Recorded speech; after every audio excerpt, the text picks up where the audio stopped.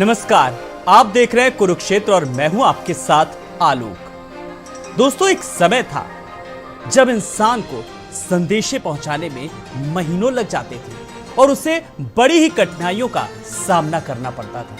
लेकिन फिर धीरे धीरे समय बदला, मनुष्य ने प्रगति की और उसने प्रगति की कई मंजिलें तय की। आज आलम यह है कि हम घर बैठे देश विदेश में रह रहे लोगों से बात कर सकते हैं। इतना ही नहीं, पल भर में उन तक पहुंच भी सकते हैं। पर आप सब जानते हैं ये सब कैसे संभव हुआ?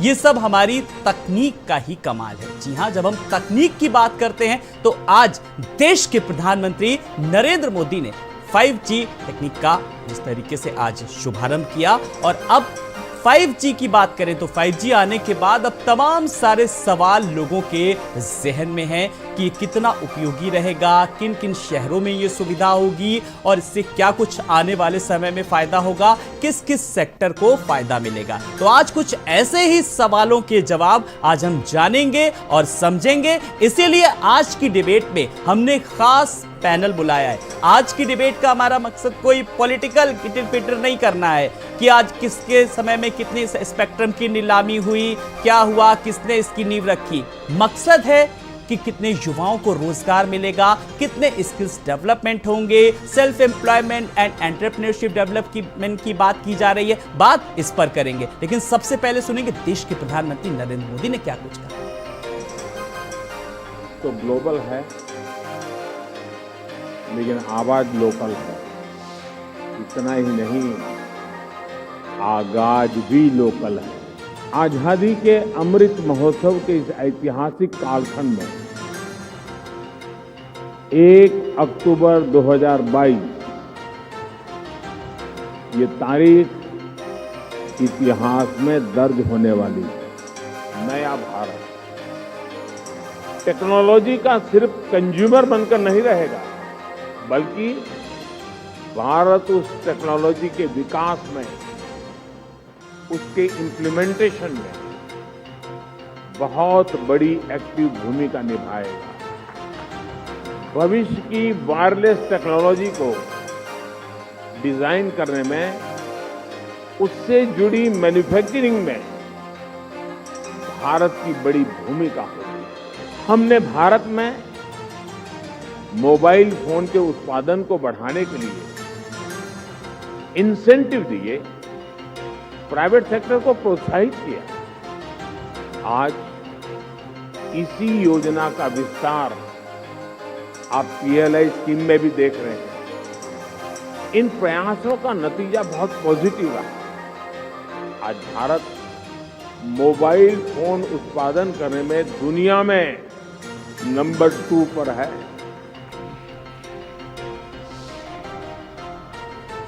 तो 4G हुआ पुराना और अब आया 5G का जमाना। बहुत सारे सवाल हैं, जल्दी से आए हुए मेहमानों से अपने दर्शकों का तारुफ करा देते हैं, फिर कुछ ऐसे सवालों के जवाब लेंगे जो हर शख्स के जहन में है 5G को लेकर के। हमारे साथ डॉक्टर राहुल सिंह जी हैं जो कि एम्प्लॉयमेंट एक्सपर्ट हैं। डॉक्टर राहुल जी नमस्कार, बहुत बहुत स्वागत करना चाहूंगा आपका। और साथ ही साथ हमारे साथ रुद्र दुबे जी हैं, टेक्निकल एक्सपर्ट। रुद्र जी नमस्कार, बहुत बहुत स्वागत है आपका भी। और मोहित बजाज जी हैं, साइबर एक्सपर्ट के तौर पर। मोहित बजाज जी नमस्कार, बहुत बहुत स्वागत है। सबसे पहले मैं रुद्र जी आपके पास आना हूं। रुद्र जी, जब सुबह से जब देश के प्रधानमंत्री जब पहुंचे, जब वहां पर उन्होंने सारी चीजों का शुभारंभ किया, उसके बाद से लगातार चर्चा जोरों पर है। कहा जा रहा है कि 5G के आने के बाद अब एक लाइफ स्टाइल बदल जाएगी, जीने का तरीका बदल जाएगा। तो किस तरीके से चीजें बदलेंगी? बड़े एक आसान सी भाषा में मैं चाहूंगा जरा हमारे दर्शकों को समझाइए। मतलब है 5वीं पीढ़ी। जो ये 5 लगा है, ये 5वीं पीढ़ी है। अगर मैं आपको किसी समाज के बारे में, किसी संस्था या किसी परिवार की 5वीं पीढ़ी के बारे में कहूँ तो आप समझ जाएंगे मैं किसी नवीन पीढ़ी के बारे में बात कर रहा हूँ। बिल्कुल वैसे ही एकदम नवीन टेक्निक है। ऐसी टेक्निक जिसमें अभी हम लोग अपने छोटे कदमों से कदम ताल कर रहे थे विकसित देशों के साथ, अब हमारे पास पंख है। वो पंख जो न केवल हमें दौड़ने में मदद करेंगे शुरुआती दौर में, बल्कि बाद में उड़ने में भी मदद करेंगे। एक मील का पत्थर अगर आप चुन लें कि कोई एक साल को आप एक नज़ीर मान लें और उसके बाद अगर आप ये तुलना लेके बैठें कि वास्तव में भारत में इंटरनेट के विकास में कितना बदलाव आया, तो आप पाएंगे कि ज़मीन आसमान का बदलाव आया है। पिछले 8 सालों में ही अगर आप देख लें, प्रधानमंत्री मोदी जी ने अभी वो छोटा सा अंश कहा कि 100% हम लोग मोबाइल का आयात करते थे। इतने वक्त हम लोग दूसरे नंबर पे हैं। उतने वक्त 2014 की अगर बात करूं, पिछले 8 सालों की बात करूं, तो 2014 में 2 मैन्युफैक्चरिंग यूनिट थी। इतने वक्त 200 से ऊपर मैन्युफैक्चरिंग यूनिट है। 2G, 3G, 4G, इन तीनों जी में हम लोग दूसरे देशों की टेक्निक पे आधारित थे, वहां से ये टेक्निक को ले रहे थे। लेकिन 5G में हमने ग्लोबल स्टैंडर्ड तय कर दिया है और हम ये तय करके बता रहे हैं कि वास्तव में भारत अब ये तय करेगा कि यूट्यूब और गूगल को भारत में कैसे व्यापार करना है। जी, तो ये तमाम ऐसी बदलाव आए हैं। आलोक जी, जिस तरह डिबेट आगे बढ़ेगी मैं और बताने की कोशिश करूंगा बिल्कुल किस तरीके से आगे बढ़ेगी। हमारे साथ मोहित बजाज जी हैं। मोहित बजाज जी, जब मैं डिबेट करने के लिए आ रहा था तो मुझसे कई लोगों ने सवाल किया कि अब ये 5G को लेकर के सबसे ज्यादा जो आप सवाल पूछिएगा तो वो सारे सवाल मैं आपसे पूछने की कोशिश करूंगा। मेरे पास है हाथ में मेरे मोबाइल और ये देखिए ये मोबाइल है। अब इस मोबाइल से जुड़े जो है वो सारे के सारे जो सवाल हैं वो जरा मैं मोहित जी आपसे समझूंगा कि ये मोबाइल है, अब ये 4G मोबाइल है मेरा, ठीक है। तो इसी से जुड़े मुझे ये कुछ सवाल हैं जो सबसे पहले मैं आपसे आसान सी भाषा में समझने की कोशिश करूंगा कि जो लोगों के जहन में सवाल है कि अब ये जो मोबाइल बदलना पड़ेगा, क्या अब नया लेना पड़ेगा या इसी में कुछ सेटिंग है, और किस तरीके से जो तकनीकी जो परिवर्तन किए जाएंगे, चाहे वो रिचार्ज को लेकर के बात करें या तमाम सारी चीजें, जरा हमारे दर्शकों को बताइए। देखिए, सर्वप्रथम भारत समाचार के सभी सम्मानित दर्शकों को नमस्कार। देखिए, 5G टेक्नोलॉजी को और आपके जो सवाल हैं उसको भी मैं आंसर बिल्कुल दे देता हूं जी। उससे पहले मैं बता दूं, देखिए 5G टेक्नोलॉजी की अगर हम लोग बात करें तो 5G टेक्नोलॉजी सिर्फ ऐसा नहीं है कि जो 2G, 3G, 4G, 5G ऐसा एक DG बढ़ाते रहे और काम होता रहे। मैं इसको बड़ा तकनीकी भाषा में आपको बताना चाह रहा हूँ। जी। सर्वप्रथम तो देखिए, जो इंटरनेट की स्पीड है वो 10 गुना नहीं 20 गुना तक एक्सटेंड हो सकती है। यानी अभी मैक्सिमम जो आप इंटरनेट की स्पीड लेके चलते हैं वो 1 Gbps तक मैक्सिमम आ सकती है।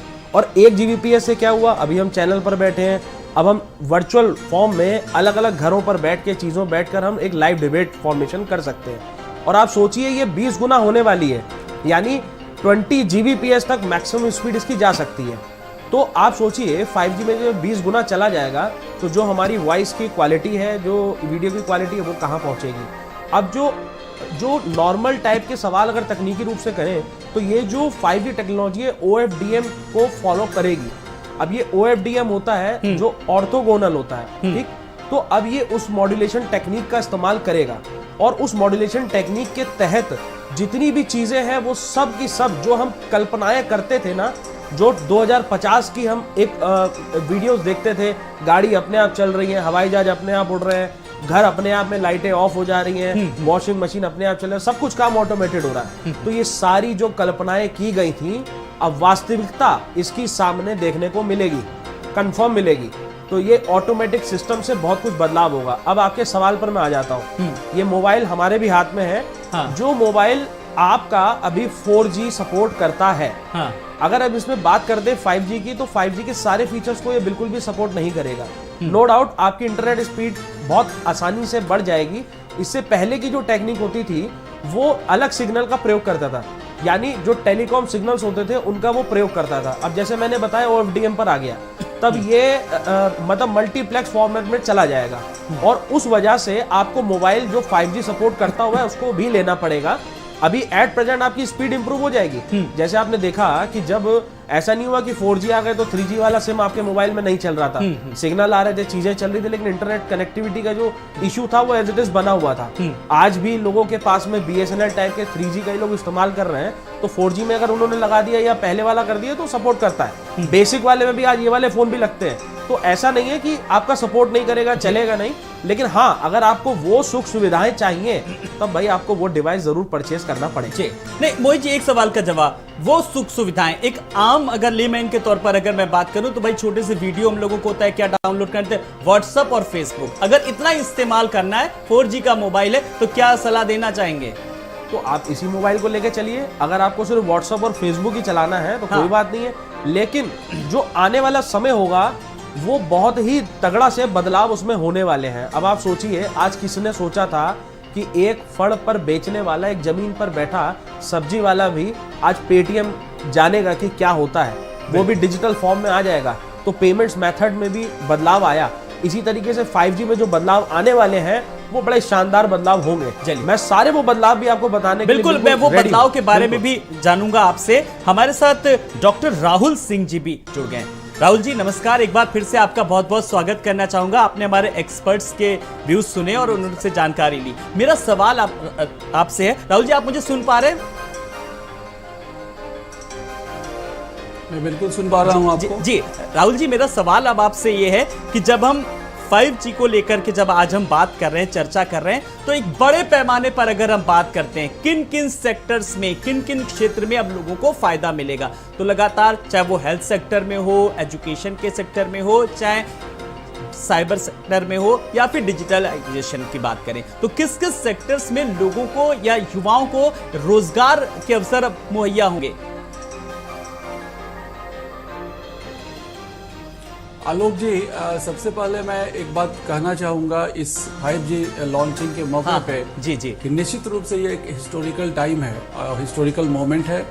आप देखें, जो टेलीकॉम स्किल काउंसिल ने एक प्रोजेक्शन किया है 5G के एडॉप्शन के साथ कि 2.2 करोड़ स्किल मैन पावर की जरूरत पड़ेगी अगले 3 साल में इंडिया में, मतलब 2025 वर्ष 2025 तक।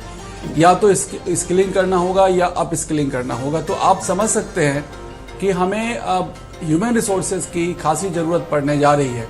और खासकर आप देखें कि कौन से 3 ऐसे इंडस्ट्री हैं जो सबसे ज़्यादा अफेक्टेड होंगे, जहाँ पे सबसे ज़्यादा एम्प्लॉयमेंट जनरेशन होगा। वो 3 इंडस्ट्री इंफॉर्मेशन, मैन्युफैक्चरिंग और हेल्थ केयर है। ये 3 इंडस्ट्री में काफ़ी ज़्यादा रोजगार सृजन होने जा रहा है। इसके अलावा शिक्षा के क्षेत्र में, क्योंकि रियल टाइम डेटा ट्रांसफ़र का जो लैग है वो काफ़ी उसमें कमी आएगी, तो शिक्षा के क्षेत्र में काफ़ी रिवॉल्यूशन होगा, ऐसा मुझे लगता है। अब आप लाइव क्लासरूम के लिए जो एक तरह का जो गैप था उसको आप काफ़ी कम कर पाएंगे और क्लासरूम का टाइप चेंज होगा। दूसरी सबसे इम्पॉर्टेंट बात है कि जो मैं एम्प्लॉयमेंट इश्यूज के साथ साथ मैं आपको एक और इम्पॉर्टेंट पॉइंट एड्रेस करना चाहूँगा, जो कि मिसिंग है कई डिस्कशंस में, कई प्लेटफॉर्म पे, दूसरे प्लेटफॉर्म्स पे भी, कि आप जो ऑर्गेनाइजेशंस होंगे उनका वर्क कल्चर में 5G मुझे ऐसा लगता है कि काफ़ी बड़ा परिवर्तन लाने जा रहा है। क्योंकि आप देखिए पोस्ट कोविड जो वर्क फ्रॉम होम का कल्चर डेवलप किया है, अब वर्चुअल वर्क स्पेस की शुरुआत होगी, क्योंकि रियल टाइम डेटा ट्रांसफ़र का जो गैप है वो कम होगा। सो वर्चुअल ऑफिसेस बनेंगे और फिजिकल ऑफिसेस के खर्चे कम होंगे और निश्चित रूप से एक वर्चुअल वर्क कल्चर क्रिएट होने जा रहा है, जो अपने आप में एक बहुत बड़ा चैलेंज है ऑर्गेनाइजेशंस को आने वाले टाइम में मैनेज करने के लिए। ये, और आपको इसके साथ साथ एक और भी मैं आपको सूचना देना चाहूँगा, एक रेफरेंस देना चाहूँगा कि बोस्टन कंसल्टिंग ग्रुप ने एक स्टडी किया है और उस स्टडी में, उस रिपोर्ट में, या उसने पब्लिश किया है कि 2009 में जो भी रिसेशन आया था दुनिया में, उसमें अमेरिका में जो जॉब लॉस हुए थे, जो उस रिसेशन का इम्पैक्ट था, उसको जब वहाँ पे 4G लॉन्च किया गया तो उससे जो इन्वेस्टमेंट आए उससे काफ़ी पॉजिटिव असर पड़ा, उससे रिकवर करने में काफ़ी मदद किया। मुझे ऐसा लगता है कि भारत के संदर्भ में भी जो आर्थिक स्थिति अभी हुई है पोस्ट कोविड और जो रोजगार के में कमी हम जो फेस कर रहे हैं आज के समय में, 5G के लॉन्च से इन्वेस्टमेंट होगा और इन्वेस्टमेंट रोजगार के नए अवसर पैदा करेंगे। खासकर मैन्युफैक्चरिंग में जो एक बड़ा कंसर्न है, सर्विस इंडस्ट्री में रोजगार बढ़ते गए हैं पिछले कुछ वर्षों में, यानी कि राहुल जी साफ तौर पर कहा जा सकता है कि जो एक ऐसे मैन्युफैक्चरिंग को एक बूस्ट मिलेगा। राहुल जी, यानी कि कहा जा सकता है कि हाइब्रिड वर्क कल्चर का विस्तार होगा। यह एक बहुत इंपॉर्टेंट बात है जो मिसिंग है कई डिस्कशंस में, कई प्लेटफॉर्म्स पे। हाइब्रिड कल्चर का वर्क डेवलपमेंट होगा। कंपनीज अडॉप्ट कर रही हैं धीरे धीरे। आज के समय में देखिए ऐसी बात है कि कंपनीज जो हायरिंग्स कर रही हैं उसमें हाइब्रिड कल्चर जो कंपनीज प्रोवाइड कर रही हैं, कैंडिडेट्स वहां पे जाना चाहते हैं, तो अब कंपनियों की मजबूरी होगी हाइब्रिड कल्चर ऑफर करने के लिए लोगों को। जी बिल्कुल। मोहित जी, एक सवाल का जवाब, जैसे मुझे लगता है कि जब तकनीक का इतना विकास हो जाए, हालांकि बहुत सारे न्यूज चैनल्स ने भी किया है। मैं ये अपने लिए भी एक सवाल पूछ रहा हूँ कि एक स्टूडियो बस छोटा सा बस जल्दी से बन जाए, ऐसी तकनीक हो जाए और वहीं से मैं बैठ करके अब डिबेट भी वहीं पे कर लूँ, करता हूँ अभी भी, लेकिन वो क्लियरिटी, वो डाउनलोडिंग अभी भी थोड़ी सी दिक्कतें आती हैं। लेकिन अब इस 5G के आने के बाद कुछ फायदा मिल पाएगा क्या? बहुत अच्छा फायदा मिल पाएगा। पॉजिटिव साइड की अगर इसकी बात करें तो जैसे आपने कहा कि मैं डाउनलोड कुछ करता था तो बड़ा समय लगता था। जी। अब अगर आप मान लीजिए फुल HD टाइप की कोई एक मूवी जो 2.5-3 घंटे की है उसको डाउनलोड करना है, तो पहले अगर उसमें 40 मिनट 30 मिनट लगते थे तो अब 7 सेकंड लगेंगे। 7 सेकंड से लेके 30 सेकंड तक वो डाउनलोड हो जाएगी। तो आप सोचिए जब स्पीड में इतना ज़्यादा वास्ट डिफरेंस आएगा तो हर चीज़ एनहेंस्ड होती चली जाएगी। आज जितनी चीज़ें जो संभव नहीं हो पा रही हैं, देखिए हम सॉफ्टवेयर के माध्यम से हार्डवेयर को भी कंट्रोल कर सकते हैं। तो ये सारे सॉफ्टवेयर से, जैसे मैं आपको एग्जांपल अभी आप हेल्थ सेक्टर का बता रहे थे, तो हेल्थ सेक्टर के अंदर जो भी आपने बड़ी बड़ी मशीनें देखी होंगी सिटी स्कैन की, कोई उनको मैनुअली नहीं लेके चलता है। वो सॉफ्टवेयर होते हैं जो उन हार्डवेयर को मूव करते हैं एक प्लेस से दूसरे प्लेस पर। आज माननीय प्रधानमंत्री जी ने बैठे बैठे दूसरे देश में कार चला दी। आज हम यहाँ बैठे हुए हैं, आज मैं न्यूयॉर्क में बैठे बैठे मैं अपने घर का AC बंद कर सकता हूँ। आज मैं दिल्ली चला गया तो मैं अपने घर में कुछ और ऑपरेशंस कर सकता हूँ। तो ये सारी चीज़ें जब सॉफ्टवेयर एक एप्लीकेशन के माध्यम से, हमें इतनी भारी कार जिसके लिए धक्का लगाने में 4 आदमी लगता है, लेकिन एक mobile application with a single click we can do that. So आप सोचिए कितना बड़ा वास्ट डिफरेंस तो पॉजिटिव वे में आएगा, लेकिन इसका नेगेटिव इंपैक्ट भी जरूर डिस्कस होना चाहिए इस डिबेट में। बिल्कुल, हम जब निगेटिव इम्पैक्ट की बात करते हैं, कुछ ऐसे लूप होल्स भी होते हैं हर सिस्टम में, हर व्यवस्था में। रुद्र जी, कुल मिलाकर के जब हम बात करते हैं, जब हमेशा कोई भी नई चीज आती है, चाहे इसमें भी बात करें हम आर्टिफिशियल इंटेलिजेंस को लेकर के बात करें, तो लगातार इससे भी कितनी मदद मिलेगी इसमें, क्योंकि हर उसमें लूप होल्स बहुत ज्यादा हैं। तो इस 5G के आने के बाद आर्टिफिशियल इंटेलिजेंस में कितनी सहायता मिलेगी? आलोक जी, मुझे UN कॉन्फ्रेंस याद आ रही है। साइबर सिक्योरिटी पे UN कॉन्फ्रेंस थी, प्रधानमंत्री थे मनमोहन सिंह, और उस UN कॉन्फ्रेंस ने भारत ने अपना नेता ब्राज़ील को चुन लिया था। तो हमने इंटरनेट की समझ बहुत देर से विकसित की और अभी भी उतनी विकसित नहीं कर पाए हैं कि हमारे सिलेबस में AI शामिल हो पाए। अभी भी पाठ्यक्रमों का ये हिस्सा नहीं है। तभी हमें ये बताना पड़ता है कि सोशल मीडिया को किस तरीके से चलाया जाए, कैसे साइबर हैकर से बचा जाए और कैसे PFI अपनी नियुक्तियां इससे उठा लेती है। देखिए, हमें ये जानना पड़ेगा कि मोबाइल के डेटा मामले में हम अभी 125वें नंबर पे हैं, ब्रॉडबैंड के मामले पे हम 79 नंबर पे हैं।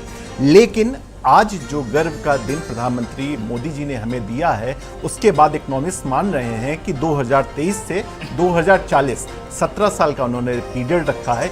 इस पीरियड में सिर्फ और सिर्फ 5G से भारत की अर्थव्यवस्था को 36.4 ट्रिलियन का फायदा होने वाला है। अब इसी फायदे को क्यों ले? आलोक जी, अगर आप इंटरनेट इस्तेमाल कर रहे हैं, हम इंटरनेट इस्तेमाल कर रहे हैं, तो हम किसी सेक्टर की बात नहीं कर रहे हैं, हम और आप दोनों इससे प्रभावित होने जा रहे हैं। हमारे बच्चे अगर पढ़ाई कर रहे हैं तो उनकी शिक्षा इससे प्रभावित होने जा रही है, मेडिकल इससे प्रभावित होने जा रहा है। एक बड़ी चीज़ है ट्रांसपोर्ट, जिसकी चर्चा कम हो रही है। ट्रांसपोर्ट बिल्कुल बदल जाने वाला है 5G के बाद। न केवल ट्रैफिक लाइट्स बदल जाने वाली हैं, बसेस बदल जाने वाली हैं, ट्रेन बदल जाने वाली हैं, और वो जो एक बहुत बड़ी सी दिक्कत थी कि ट्रेनें राइट टाइम नहीं आती, चीज़ें नहीं होती, वो बहुत हम लोग करीब पहुँचने की कोशिश कर रहे हैं। ना सिर्फ ईज़ ऑफ लिविंग बहुत अच्छी होने जा रही है, बल्कि ईज़ ऑफ डूइंग बिजनेस जो है वो बहुत खूबसूरत होने जा रहा है। तमाम हॉस्पिटैलिटी का एक ऐसा क्षेत्र था जहां से बहुत दिन से इंतजार हो रहा था कि रोबोट काम कर सकेंगे। टेलीमेडिसिन का वो क्षेत्र था जहां पे स्वास्थ्य में इंतजाम हो रहा था। वीडियो कॉन्फ्रेंसिंग वो एरिया था जो पहाड़ में बैठे हुए लोगों को नीचे से डॉक्टर देख सकें और क्लियर के विजन के साथ, क्लैरिटी के साथ देख सकें। बहुत सी ऐसी चीजें हैं जो बदल जाने वाली हैं। हम लोग आज से एक नए युग में प्रवेश कर रहे हैं आलोक जी, और हम लोग को इसका मतलब बधाई देना चाहिए भारतवर्ष को कि आज से हम एक नए भारत को उगते हुए देख पाएंगे। जी बिल्कुल डॉक्टर राहुल जी, जब हम न्यू इंडिया की बात करते हैं,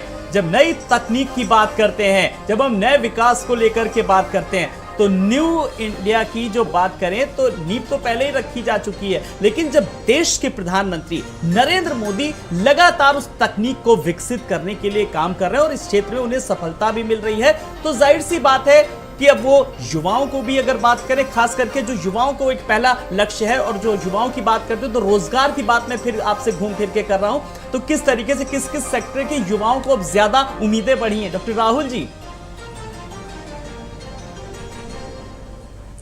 आलोक जी, देखिए, ये पूरा एक्साइटमेंट है ये, और जो इंथुसियाज्म है ये तभी ये सही हो पाएगा हम तभी इकोनॉमी में कंट्रीब्यूशन की, जैसे हमारे साथी बोल रहे थे कि इकोनॉमी में एक बड़ा रेवेन्यू कंट्रीब्यूशन होने जा रहा है, प्रॉफिटेबिलिटी बढ़ने जा रही है कई सेक्टर्स की, लेकिन हमें एक सावधानी बरतने की ज़रूरत है जो बहुत इम्पॉर्टेंट है। वह यह कि इस पूरे दायरे में एक बात ऐसी आती है कि हमें कौशल, युवाओं में वैसे कौशल का विकास करना होगा जो इस नए टेक्नोलॉजी के जरूरतों को पूरा कर सके। आप देखें, जैसा कि मैंने अभी कहा कि टेलीकॉम स्किल काउंसिल ने कहा है कि 2.2 करोड़ स्किल्ड मैन पावर की जरूरत पड़ेगी, तो हमारे पास इसके साथ स्किल इंफ्रास्ट्रक्चर का भी सृजन करने की जरूरत है। यदि आपके पास स्किल्ड लोग नहीं होंगे, सो फॉर एग्जांपल मैं आपको बताना चाहूँगा, जैसे इस 5G एडॉप्शन के बाद से आर्टिफिशियल इंटेलिजेंस, डेटा एनालिटिक्स और डेटा साइंस में काफ़ी ज़्यादा जॉब सृजन होंगे, कई इंडस्ट्री रिवॉल्यूशनाइज हो जाएंगे, कई इंडस्ट्रीज के कुछ काम खत्म भी होंगे। जैसे आपको मैं एक छोटा सा उदाहरण देना चाहता हूँ बहुत साधारण भाषा में, कि बैंकिंग इंडस्ट्री में कंप्यूटराइजेशन के बाद बहुत सारे मैनुअल जॉब्स खत्म कर दिए गए। सो कई जॉब्स खत्म होंगे, कुछ जॉब्स का टाइप चेंज होगा। सो एक डिसरप्शन का समय है, एक ट्रांसफॉर्मेशन का समय है। इसमें यदि युवाओं को स्किल करने के लिए इंफ्रास्ट्रक्चर को हम तैयार कर पाएंगे तो निश्चित रूप से 5G का सर्वश्रेष्ठ फायदा हम ले पाएंगे। लेकिन ये आज जो सबसे बड़ा चैलेंज होगा हमारे लिए, हमारे समक्ष यह कौशल के क्षेत्र में जो जरूरत है 5G के एडॉप्शन से जो टेक्नोलॉजी है उसके हिसाब से स्किल्स डेवलपमेंट, मैन पावर की जरूरत पड़ेगी और उसके लिए किस तरीके से ट्रेनर की जरूरत पड़ेगी और किस तरीके की ट्रेनिंग की आने वाले समय में उन युवाओं को जरूरत पड़ेगी और इस तरीके के लिए क्या कुछ कार्य योजना है, इस पर भी हम बात करेंगे। फिलहाल मेहमान हमारे साथ बने हुए हैं, चर्चा जारी है, एक छोटा सा ब्रेक ले रहे हैं, फौरन हाजिर।